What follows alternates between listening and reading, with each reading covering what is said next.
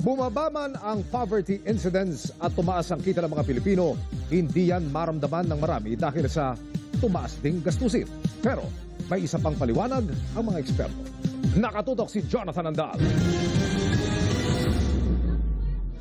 Tumaas ng 2,000 piso ang sweldo ng Estero Ranger na si Isabel mula sa 10,500 pesos bago magpandemya, 12,500 na ang buwan ng sweldo niya ngayon. Para suportahan ang 6 na anak, katuwang niya sa gastos ang mister na tricycle driver na 300 to 700 pesos kada araw ang kita. Pero sabi ni Isabel, tumaas man ang sahod niya, hindi rin nila ito maramdaman dahil tumaas din naman ang presyo ng mga bilihin. Nahirapan pa kami lalo kasi tumataas din lahat ng mga bilihin.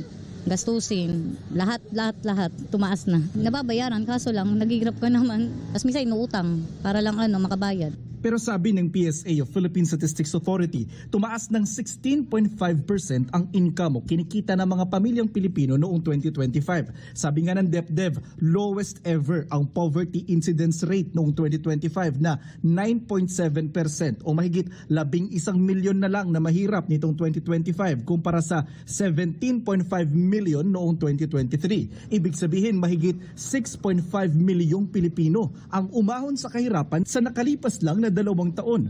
Pero bakit may mga Pilipino pa rin pakiramdam nilang mahirap sila kahit tumaas ang kinikita, gaya ni Isabel? Bumababa nga ang poverty pero marami pa rin struggling.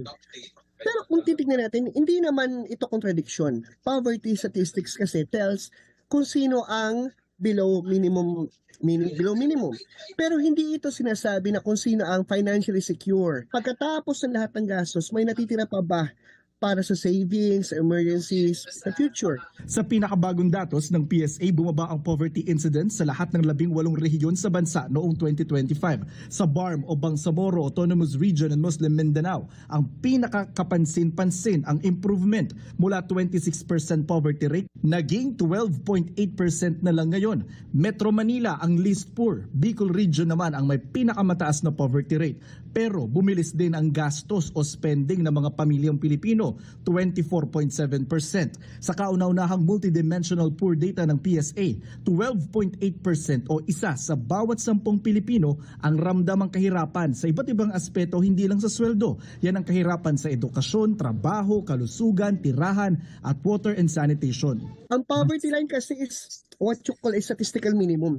Hindi ibig sabihin na financially comfortable ka na kapag you're above poverty line.